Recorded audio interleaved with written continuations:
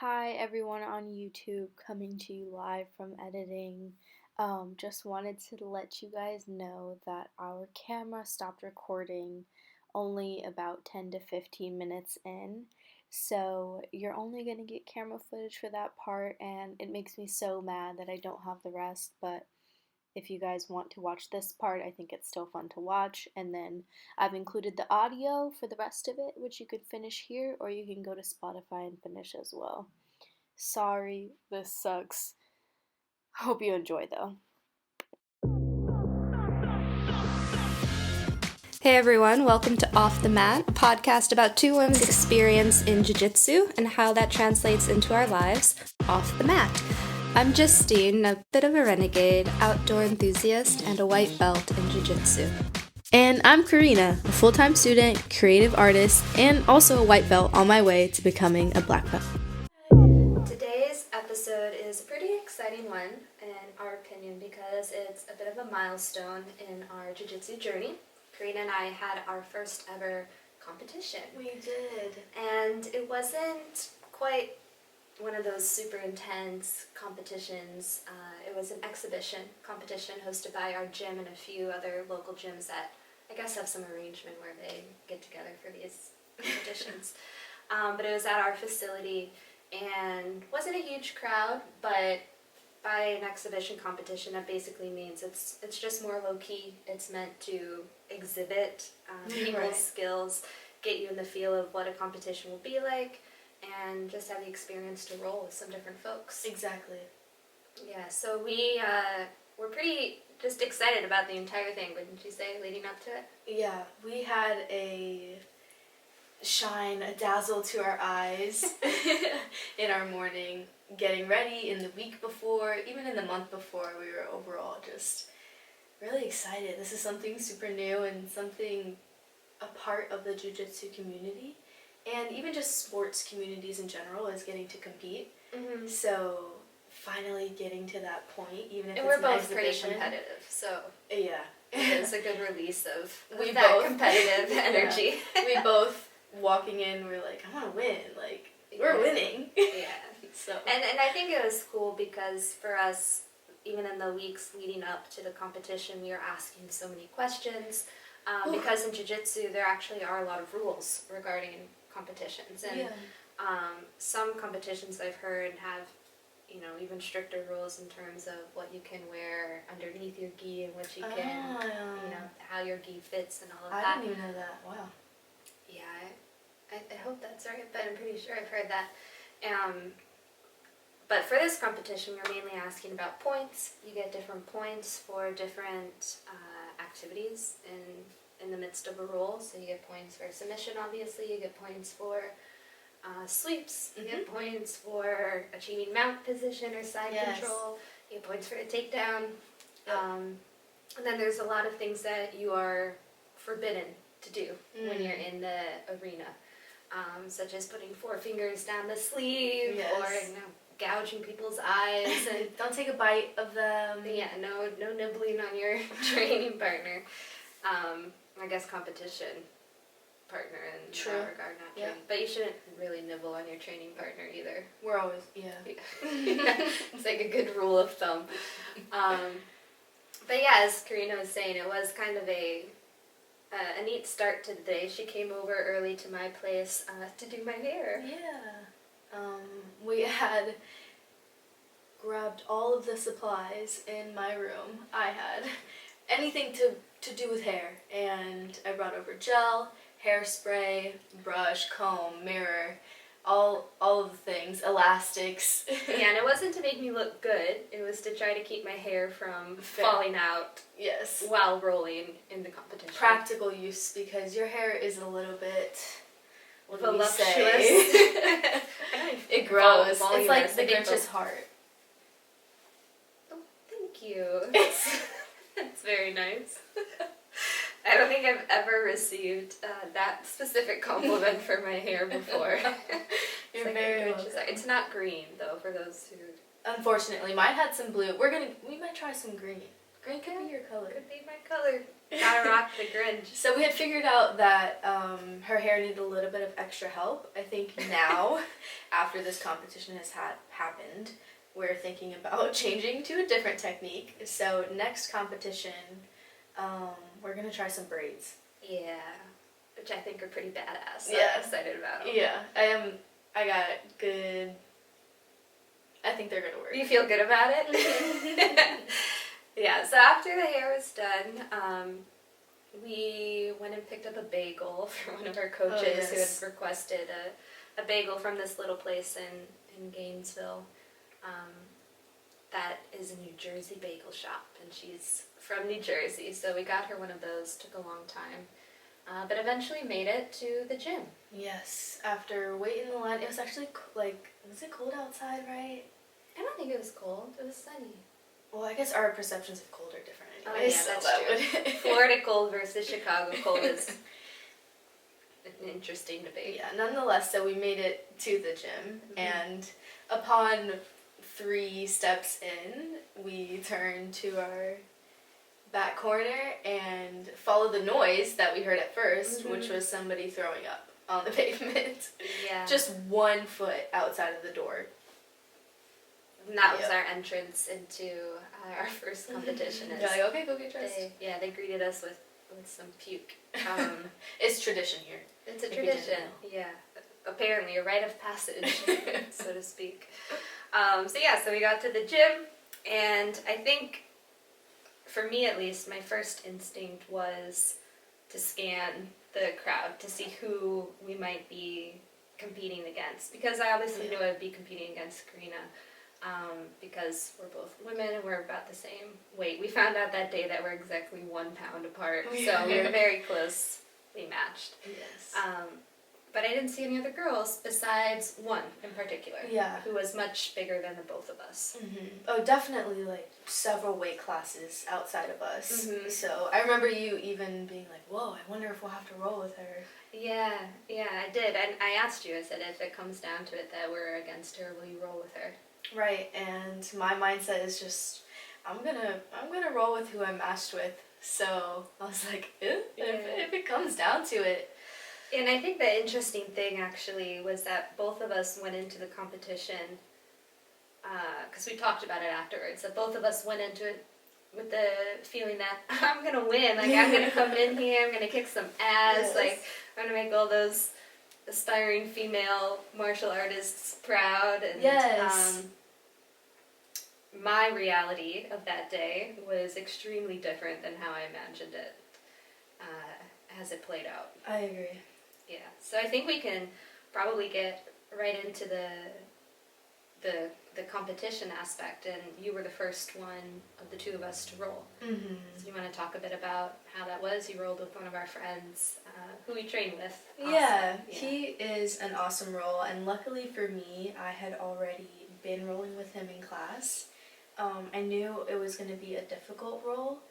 I enjoy my rolls with him because I'm tested and I get to learn about myself, and I knew my faults before walking into it, especially with him. You know, you learn somebody's style as you roll with them. You know, we're there 3 times a week, so I knew that I got caught in everything in his style because he's good and he's fast. He's fast. super quick. Yeah. And he's luckily our weight class, which is nice because we don't have too many guys that are in our weight class. And I think that's why I feel like a good amount of challenge is because a girl in my weight class, in our class, is like either you or our friend who is a couple stripes ahead of us. So it still feels like mismatched, but in this challenge, I felt mismatched, but enough to grow from it, if that makes sense. Yeah. Especially being against a guy.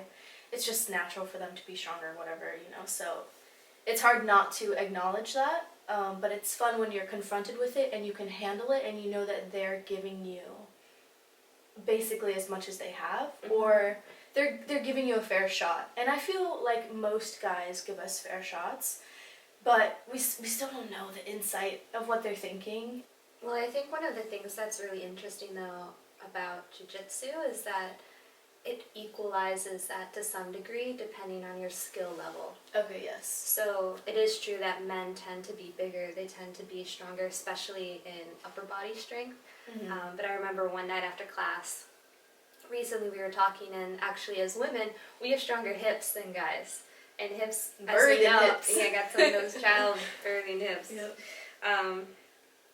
And they are actually, we're both sitting together. This is like comfortable. This is very comfortable. And shout out to those watching us on video. and these, in jiu-jitsu, right, like hips are crucial in so many of the moves. So I think, of course, we can't accelerate maybe at the speed we would like to, like become as strong or as flexible, as quick, as skilled overnight. But there is the possibility that even rolling against somebody who is a man, who is bigger than you, they can give their all, you can give their all, and you can still come out on top if you're the smarter player, if you're the better skilled player in that match.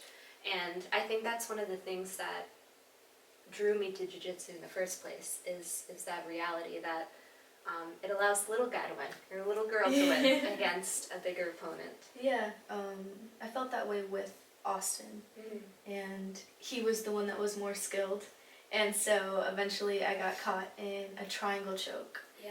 And I was holding on as long as I could, to be very real, and then Mary Beth was next to me. She was like, Karina, I need to make sure you're breathing, and I was like, just not in my head, because I was there, but I eventually tapped, because it's really uncomfortable to get choked with somebody's You can't legs. breathe. Yeah. You're being choked. I mean, And it's like, once they have it, that's one of those chokes where like if they have it, they have it, and so it's only a matter of time. yeah, and I think one thing that's become more apparent for me, and especially on that day the competition became apparent to me, is that, you know, we train in jiu-jitsu as like a sport, but really it's mimicking death, right?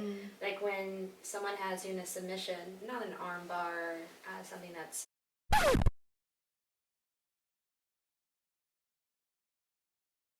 like when someone has you in a submission, not an arm bar, something that's joint or bone related, but a choke, that can lead to your death, right? You can choke somebody to death. And I think sometimes we forget that intensity until you're caught in that moment. And I feel like the competition, at least for me, really brought that to the forefront, because people are giving their all. There's no holding back. And of course you know that when you tap, they're going to let you go. But it brings you pretty close to that realization of, you know, I have to admit that at this moment I could have died if I didn't tap out. Right. And we know that one of the most common mental mindsets before going into one of these things is, I'm going to kill this person. You have to tell yourself beforehand, you know, like, oh, grit your teeth. Yeah. And you're going up against somebody who's doing that. So you have to bring that back, or you're going to get brutally, Yeah. you know? And I think maybe you can share a bit what it was like, because you were the first of us to go and the first of us to lose on our competition day. And like we mentioned, we were super like, we're going to win. And like, I was really just thinking like, who's going to win between me and Karina? Because everyone else will just beat them. To be honest, I didn't see it as losing. And maybe this plays into the exhibition aspect. Yeah. But walking in, it was like, okay, this is chill. This is manageable. And we were on our own corner of the mat. It really felt like class. And then I was expecting more adrenaline. I was expecting more nerves. I'm a nervous person when it comes to those things. And I remember telling you, I only felt like 3 seconds of a flutter right when I got on the mat. And that's when I was the first one on. You know, they were like, let's go. And then also first one off. But maybe also I've rolled with him before. Yeah. So it wasn't the max it could be at. It wasn't in like a different state in a humongous arena. The It was pressure somebody was I've never. less. Yeah. Yeah. At least when I look back on that day, it was a lot of just reality checks kind of at each point. Okay, like along. example. My first role was with the girl who we had seen earlier in the day. Right. Who was much bigger than me. weight-wise, and I don't remember feeling nervous walking up onto the mat to roll against her. But as we started rolling and I came face first with her weight against mine, I remember just this deep, deep feeling of, fuck, this is intense. I think we have a video of it, of my roll with her, and We do. We can post them it's so pretty, you guys can see. it's pretty if you'd like hilarious. it. Because I'm trying to get her down, and I literally am dangling off of her like a spider monkey. Like, Yep. my whole arms, legs, everything's off the ground, and she is not budging. She's the tree trunk. You're the spider monkey. It's Spider monkey. like baby spider monkey. Yeah. So I eventually pulled guard on her, had her down, Mhm. and yeah, it didn't take too long. I think I held her off in like a butterfly guard for Yeah, props to you. minute maybe or so, but I just wasn't able to maneuver her, and she was just kind of pushing me across the mat like a snow plow or Like a shovel. mop? Yeah, like a mop. That's more accurate, like a mop. And eventually she ended up in side control on me. Mm-hmm. And side control, for those of you who don't know, is when the other person is, as the name would imply, on their side, and their upper body is pressed on your upper body, and they have pretty much full control of everything except maybe your legs. So she had side control on you. Yeah, and it sucked. Like, it literally felt like I was being buried alive under that weight. It hurt, and in the video, I'm wincing. Like, I remember uttering little, like, cries of pain as her chest and body pushed down into me, and you feel suffocated. And it's super uncomfortable, and it's terrifying. I think in that moment there was such a strong internal battle of realizing the degree of discomfort I was in and trying to tell my mind that this isn't threatening to my life. You know, it's not a choke. It's You're not a competing submission. with your thoughts. Mm-hmm. And so how do I remain calm? Because she doesn't have me beat from this position. Just yet. It's just uncomfortable and painful. And that was really hard. That was all happening while you're trying to push somebody off of you, make space. And eventually she got mount, and it was kind of, that was the last straw, the point of no return. And eventually ended up tapping because of the pressure. She had come down over the top of me, pressure was on my upper chest, and I just felt I couldn't even get in a single breath, and I ended up tapping at that point. And I was shaken up. I mean, after that roll with her, my body was shaking. I think my adrenaline had spiked so high. My head was spinning, I was dizzy. That So, was yeah. for sure an adrenaline dump, Yeah. and you felt the symptoms of it, the Yeah. repercussions to that pressure, Yep. because you were not good the rest of the day from that. No, I wasn't. So I rolled my next roll after a few minutes, I think, only break. Not long at all. Was with Austin, and made it about 2.5 minutes through with him, and all of a sudden he had pressure on me from side control, and I just felt an overwhelming need to vomit, and I had to tap, because it's either that or I vomit on him and on the mat. That's And I didn't want to do that to Austin. Like rule number 7, no puking on the mat. There's Yeah. like 10 commandments that we follow. Number 7, do not puke on That the sounds mat. super creepy. There are 10 commandments. I was that we rewriting it follow. on the whiteboard the other day, so I Really? would know. Yes. It's actually called commandments. There's no whining. There's no puking. Shut up and train. Yeah. Some other ones. Man. So So anyways, I didn't want to puke on Austin or the mat. Yes. So I tapped and immediately went outside to figure life Your out. life out. Yeah. Yeah. And we And were... you rolled with her as well. You rolled with Jen after me. Yeah, after seeing that happen, for sure, I was like, ooh, that's fun. But when I rolled with her, I couldn't put it in better words than you had explained about that pressure. I mean, I had a similar start with her, tree trunk to the monkey, and she got me immediately into guard. Her takedown of you looked brutal. Oh, it wasn't. I know you said it wasn't. You're like, oh, I break fault and all of this, but from the onlooker perspective, it was just this. We will have to post the videos for people because it's just her little out clips of it. She got both her hands behind me, interlocked, and that was the deal breaker. Even if I'd be someone who'd be able to do that move on somebody bigger than me. Like, getting your hands locked together is as beneficial as that. And so she had it, and I was smaller, and I went straight to the floor. And no, that's when I was on my back and I tried to get guard around her. I can't wrap my legs around a third of her. So she was on side control from there, and then I think got to mount. And I think she was trying to do the Kimura on me. Mm-hmm. And I don't think that, number one, she had the position correct. And number two, I'm a little bit more flexible in my joints. Yeah, Karina has super, I think gumpy is the term they use, gumpy arms that just bend in weird ways. So she was trying to work it, and with that combination of things, I was left basically laying flat on my back with my head peeking out for air and playing a hand game with her, because my only other option is to try and buck her off, which I did, but because she's so large, it didn't matter how much I bridged your hands. Yes. Yeah.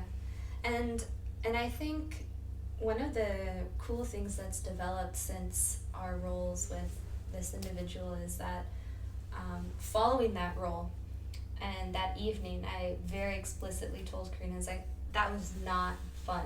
Like, rolling with her, it just took all the fun out of jiu-jitsu for me.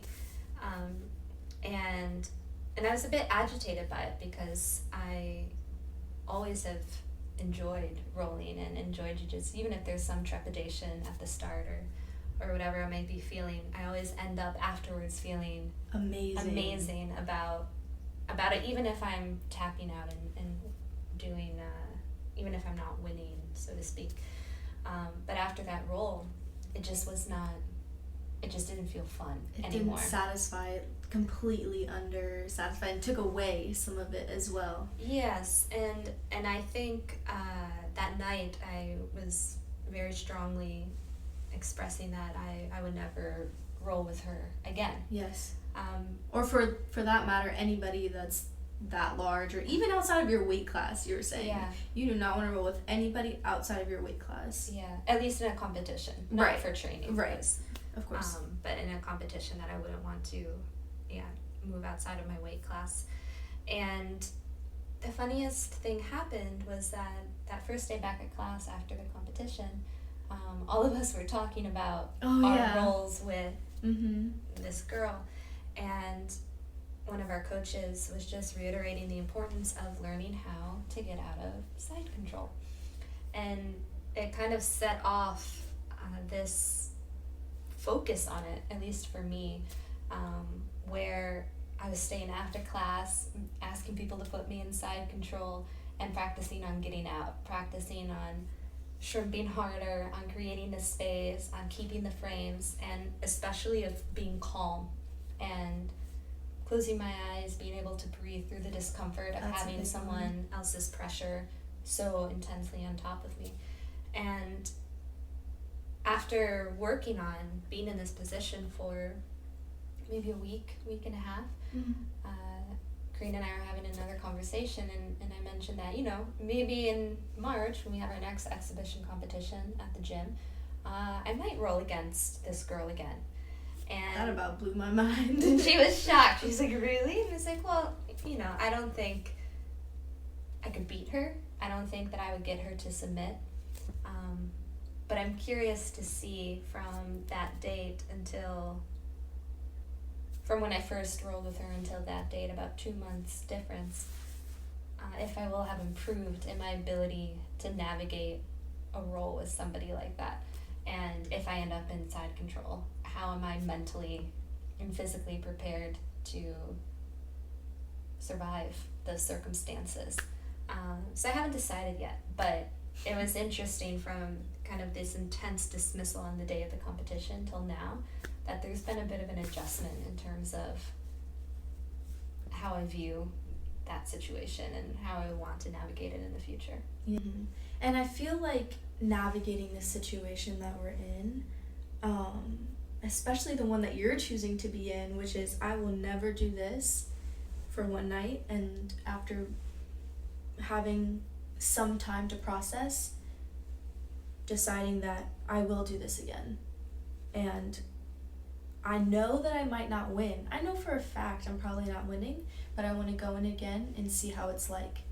And I think jiu-jitsu helps bring out that part in you that challenges yourself, because if that's not an act of humility, I don't know what is. And I think that's part of growing in any discipline, is that you have to put yourself out there, you have to challenge yourself, and you learn from your failures, right? The greatest successes always come from a stream of failures. My dad texted me that today. Really? Mm-hmm. That's true, and I think it did bring a new focus to my training, that now when I want to do a more chill roll with somebody at the end, I'll just ask them, can you put me in side control? And I just rehearse it over and over and over again. If there's a bigger guy who I'm rolling against and I don't feel comfortable doing like a full-on roll, I'll just ask him, hey, can you put me in side control, and we start from there. And then I learn how to be in this uncomfortable situation and navigate against all different skill levels, all different body types. Sometimes it's successful, sometimes it's not, but I have a lot of support, especially from our coach, Mary Beth, right now, to just really focus on getting out of side control. And I think it's defense, it's survival, and we can't grow unless we put ourselves into those uncomfortable situations. And like you said, jiu-jitsu does that. 100%. Another one with the cliches. You have to get comfortable in your discomfort zone, however that one goes. But that's an interesting idea of a discomfort zone. But I like it, because we usually talk about going outside of your comfort zone, and I think jiu-jitsu can oftentimes have you existing in a discomfort zone. It's true. Yeah, discomfortable, awkward, Yeah. close, intimate, sticky, yeah, sweaty. So after all of these roles, finally Karina and I were given the chance to roll. I think they had given up on me at that point, because I was pretty you had out of it. taken some tablets to help your stomach feel better. Yeah, I was pale. Towels around your neck, and you were like, Karina, you want to roll? Yeah, then I asked her if she wanted to roll, and she's like, are you sure? Sure. And the coaches were the people who were repping. They were like, are you sure? Everyone was super perplexed. And the thing is that going into that day, I think the role I was most looking forward to was rolling with you. Yeah. In that intense environment. Because yes. we are competitive when we roll in class, but I felt like being in that environment and having to roll would take it up a notch to a level that would be fun for us to kind of compete with each other at. But going into this role with Karina, I was baseline nauseous and not doing my finest. So we rolled. Didn't make it too far. Not too far, because at one point you just look up at me from under my side control and you're like tapping me on the shoulder. Karina, I'm gonna puke on you. Like, just okay. Thank you. Like, appreciate the warning. Love you. Hands Come off. on. let's go outside. Yeah. And then so I puked and felt much better after doing so. That's good. Then I thank you. And then I think we're so lucky to have such a wonderful community within the gym that we train at. So after I came out of the bathroom, a few people who we know were sitting around and chatting, and I went and spoke with them, and Karina came as well, and we were talking to them about one, that I had puked and what I could do to maybe prevent that in the future when I am in a competition, and just got some extra tidbits that I think help us feel more prepared for our next time we're in a similar situation. Mm-hmm. Do you remember some of the things that they were telling us? Yeah, well, one of them was that we need to warm up beforehand. So not just stretches. If there's one thing that I'll take away from watching UFC is that they warm up for like an hour before their fight. So what are we doing, like a little butterfly for 10 seconds, ready to go? Fill me in, coach. No, we needed to be doing like a little bit of burpee action, like a little bit of squat jumps, like maybe a couple lunges, like dynamic, some inchworms. Climb up to the rooftop, jump down, parachute, dive underwater in the cave. What cave all of a sudden appeared? But that sounds up my alley. Yeah, I'm down for that. Perfect. Next time, that's what we're gonna do, because we needed to have our heart pumping more than just at our basic rate, because when you go into it, you're just adrenaline shooting up like crazy because you were at 0. It would have been a steady increase and you would have been fine. Like when you hike, you have to slowly elevate because you're gonna die if you don't, and we were close to death. It's a very exaggerated account of hiking, but in principle I agree, and yeah, I think I learned that I probably need to eat earlier, just because maybe I'm prone to puking. And definitely get the heartbeat going so that you don't experience that adrenaline dump, which can lead to dizziness, nausea, tears. Yes, I did have some tears.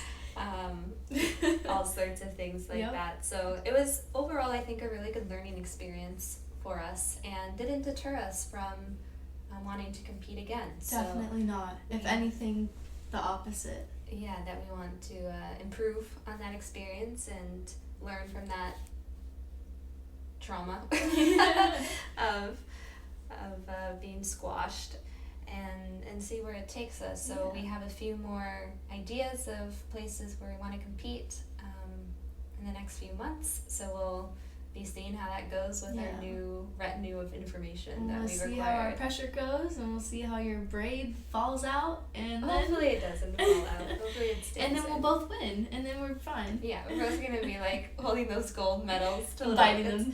Yeah, that's exactly what's gonna happen. So we hope that you guys enjoyed this episode, and catch us next week, whether on the mat or off the mat. Bow. Hell yeah. That'll probably look pretty good for you too. I can't wait. I should braid your hair more often. Like, for real. Let me braid your hair. Yeah, that's what we do here at Optimat, is we braid each other's hair and then choke each other. It's sisterhood at its finest.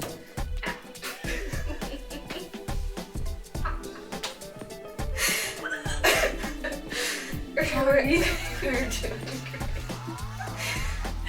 We just start over.